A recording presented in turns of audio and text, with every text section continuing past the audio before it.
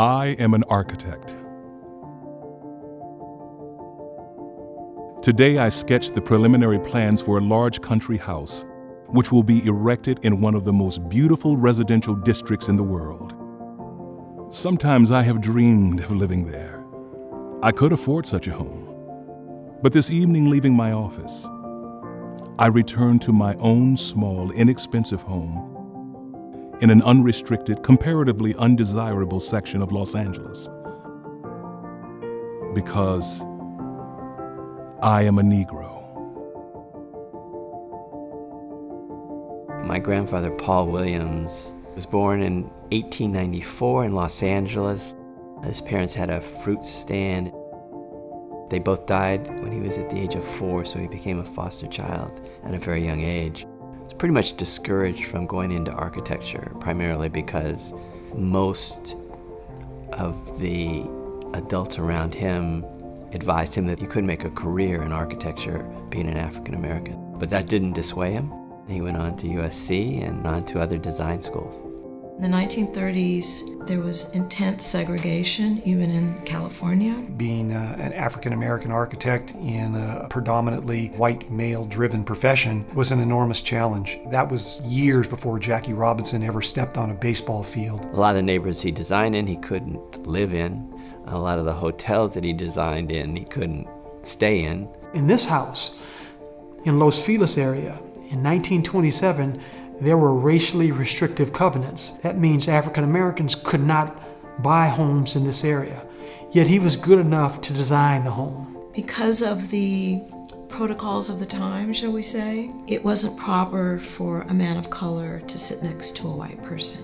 And so he had to learn to draw upside down. For him to be able to do that had to have taken an incredible amount of strength and courage, and he did it with grace. I'm not so sure I would have been able to do that. The fact that he never faltered and never gave up is a true testament to his character. He didn't let other people discourage him. He didn't let other people define who he was and what his skills were. He believed in the power of doing things well and with great attention to detail. And he was able, by the sheer genius of his work, to attract clients. And I think his story could only have been possible here in Los Angeles. Many of his clients were also like him. They didn't come from wealth. Lucille Ball was an actress. She didn't come from a wealthy family. Her husband, Desi, was Cuban. Hollywood was kind of a new industry. It's building up. They're not encumbered by the establishment of wealth, and they wanted to do creative architecture. It's always a treat showing Paul Williams houses. The more you see, the more you really understand his genius. This is the J. Paley Estate. J. Paley was the founder of CBS Radio. It's probably the most exquisite, pure Paul Williams house that he ever designed. This is probably the most beautiful Art Deco 1930s tile pool that I've ever seen. As realtors, we're always talking about the legacy of Paul Williams. Whenever there's a Paul Williams that comes on the market, it's the first property that people must see. You know if it's Paul Williams, it's going to be very, very desirable. Paul Williams had an impact, obviously, on the landscape of Los Angeles and the streetscape, and many things that are iconic in Los Angeles. The Beverly Hills Hotel, the Polo Lounge, the theme towers at LAX. Paul Williams' career spanned a long period of time. And in that period of time, there were a lot of different architectural styles that were fashionable. And he was always on the leading edge of what the architectural fashion of the period was. Paul Williams is able to create excellence through all building types, from big mansions to modest homes to hotels. He did architecture in a way that's not done today. An architect then would design everything. He designed the furniture, the casework, the cabinets, everything about the home. There's a detail that Paul had that had an elegance to it. There was a lightness to it, and we study that a lot. He was the master of it. I don't think there's been anybody better than Paul Williams as an architect and as a designer. This is the Paul Williams home. It was built in 1927. It's a Spanish colonial revival style. Whenever someone comes in, their mouth is agape. There are audible gasps. when they look out at the views. People driving by will stop and just look at the house because it commands your eye. I just feel very privileged to own a Paul Williams home. Paul Williams' career was exemplary in a lot of ways, as a leader, as an architect, as a policymaker. Paul Williams was a role model, a trailblazer, and a man of many firsts. My grandfather was the first African-American member of the AIA in 1923. He was the first African-American fellow of the AIA in 1957. And this year, in 2017, he's going to be the first African-American to receive the AIA Gold Medal of Honor.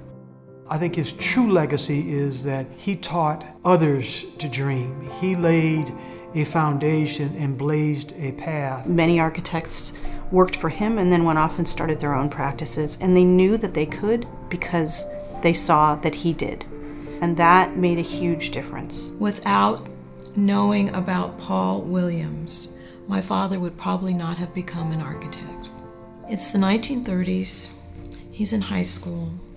He's African American. The odds of him meeting an African American architect, let alone aspiring to that as a career, was pretty slim. But one of his teachers said, "There's an architect in LA named Paul Williams." And that literally changed my father's world. Paul Williams' example is still necessary today because we still have quite a large gap in the racial demographics of our profession. There are 0.3% female African American architects in this country. And so there's a real imperative, I think, to change that. The world is really disturbed at this moment by cultural prejudice, by religious difference, but I think Paul's work and his career and his life is a reminder for all of us when we look beyond those boundaries, how beautiful the world can be. I believe design has that power to break the barriers of all human difference and really connect people. This is my grandfather's house. This room is a family room. This is a room where we spent most of our time, and the doors open up onto the outdoor patio. My grandfather's a real family guy, so we spent a lot of time here socializing, spending the weekend with my grandparents. He always had time for family. He was always around. And when he was around, he was there. You know, he wasn't thinking about his next design. He was thinking about you. So that's who my grandfather was to me.